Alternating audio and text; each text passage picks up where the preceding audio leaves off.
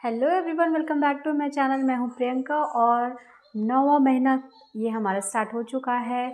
बहुत सारा एक्साइटमेंट है। बेबी अब बाहर आने वाला है। पूरा घर तैयारियों में जुटा रहता है कि पता नहीं क्या होगा, बेबी बॉय होना है या बेबी गर्ल होना है। तो बहुत सारी एक्साइटमेंट होती है। बहुत सारी चीज़ों की ख़रीदारी होती है, कपड़े, शूज़, खिलौने। तो फाइनली अब सब्र ख़त्म होने वाला है और कुछ ही दिनों में आपका बेबी आपके हाथों में होने वाला है। तो इस टाइम पे आपको क्या करना चाहिए? आपको खुश रहने की ज़रूरत है। बहुत सारी अच्छी अच्छी बेबी की वीडियोस देखिए। आप ये देखिए कि आपको फीड कैसे करानी है। तो इससे क्या होगा ना कि आपका मूड बहुत अच्छा रहेगा और आप खुश भी रहेंगी। अब हम जानते हैं कि हमारे बेबी का हाइट और वेट इस मंथ तक कितना होने वाला है। तो बेबी का जो हाइट है उसके बाद सबसे पहले करते हैं हाइट। बेबी का जो है वो 20 इंच यानी कि करीबन 2 फीट तक होने वाला है। वेट की बात करें तो वेट डिपेंड करता है कि आप किस तरह के न्यूट्रिशंस ले रहे हो। तो वेट एवरेज मान के चले तो 2.5 से 3.5 केजी तक का वेट होता है बेबी का इस मंथ तक। 36 वीक तक ना बेबी पूरी तरह मैच्योर हो चुका होता है और वो पेल्विक बोन में जाकर फिक्स हो चुका होता है। यानी कि अगर आपका बेबी इस मंथ के एंड तक या फिर 9th मंथ जैसे ही आपका स्टार्ट होता है, 1 वीक, 2 वीक, 3 वीक के बाद तक भी अगर पेल्विक बोन में फिक्स हो जाता है तो भी ये बहुत नॉर्मल है। और डिलीवरी 9th मंथ के स्टार्ट होते ही अगर 1 वीक में हो जाए या 2 वीक में हो जाए तो भी ये बिल्कुल नॉर्मल माना जाता है। ऐसा 36 वीक तक डॉक्टर मानते हैं कि बच्चा पूरी तरह मैच्योर हो चुका होता है। और अगर आपको सिजेरियन डिलीवरी करानी है तो आप प्लानिंग के साथ 37 वीक में करा सकते हो। डॉक्टर आपको बिल्कुल सजेस्ट करेंगे इस टाइम पे, क्योंकि मेरी भी जो डिलीवरी हुई थी वो सिजेरियन ही हुई थी और प्लानिंग के साथ हुई थी, क्योंकि मुझे लो लाइंग प्लेसेंटा थी। प्रॉब्लम की बात करें तो प्रॉब्लम का क्या है, वो तो बढ़ता ही जाएगा। इस मंथ के लास्ट तक आपका प्रॉब्लम बढ़ने वाला है। बैकेज की प्रॉब्लम, पैर हाथ में स्वेलिंग, गैस्ट्रिक, एसिडिटी, कॉन्स्टिपेशन, ये सब रहता ही है। हाँ, अगर बेबी पेल्विक बोन में फिक्स हो चुका है तो आपका जो ये ऊपरी पार्ट है ना वो थोड़ा सा कम होगा, क्योंकि बेबी नीचे की तरफ खिसक जाता है। और आपको इससे रिलीफ क्या होगी? आपको जो सांस लेने में तकलीफ़ हो रही थी, क्योंकि बेबी अगर ऊपर की तरफ होता है तो लंग्स के पास जो झिल्ली होती है उसमें सटता रहता है और फिर हमें सांस लेने में बहुत प्रॉब्लम होती है, हमें हार्टबर्न होता है। तो वो सारी चीज़ों से थोड़ा रिलीफ मिलेगा। प्रॉब्लम क्या होगी?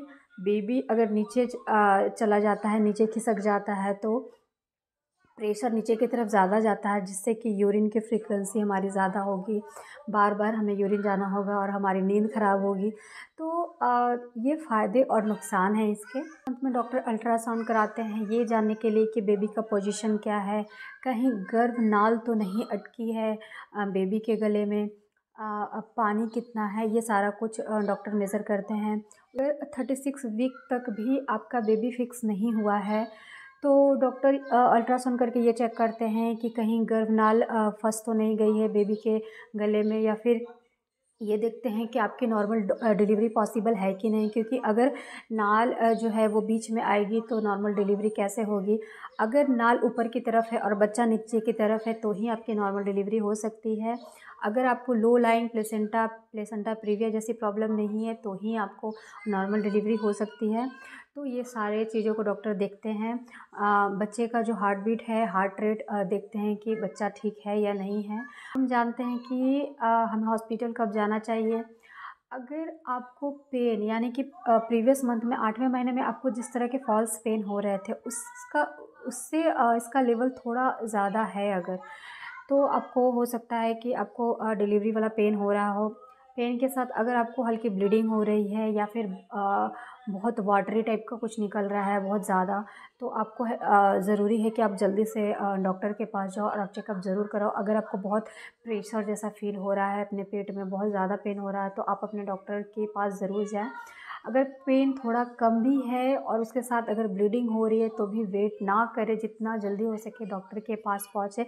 ऐसा बिल्कुल ना सोचें कि जब पेन थोड़ा और बढ़ेगा तो जाना, ऐसा नहीं करना है। बहुत सारा कंडीशन हो सकता है, इसलिए रिस्क ना लें।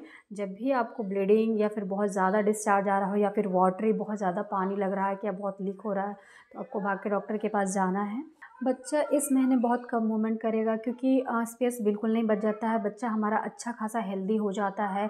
3 से साढ़े 3 केजी का बच्चा कैसे मूव करेगा, उसको स्पेस नहीं मिल पाता है। और अगर बहुत ज़्यादा बच्चा मूवमेंट कर रहा है इस महीने, इसका मतलब ये है कि अंदर पानी बहुत ज़्यादा है, और अगर वो बहुत मूव करेगा तो चांसेस है कि जो गर्भनाल है वो उसके बॉडी में फंस सकती है। तो आपको अल्ट्रासाउंड डॉक्टर लिखेंगे, जिससे ये पता चल जाएगा कि अंदर की पोजीशन क्या है।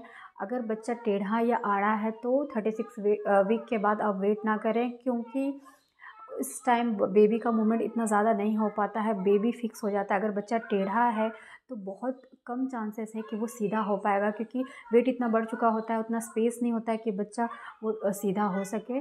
तो इस समय आपको डॉक्टर सजेस्ट करेंगे अल्ट्रासाउंड करने के लिए, और उसके बाद आपको सिजेरियन के थ्रू बेबी को निकालेंगे। तो आई होप मेरा ये वीडियो आप लोगों को पसंद आया होगा। प्रेगनेंसी से रिलेटेड और भी इसी तरह की वीडियो के लिए मेरे चैनल को ज़रूर सब्सक्राइब करें, और अगर मेरा ये वीडियो आप लोगों को अच्छा लगे तो प्लीज़ मेरे वीडियो को लाइक शेयर ज़रूर कीजिएगा। साथ ही साथ मेरे चैनल को ज़रूर सब्सक्राइब करें। Thank you.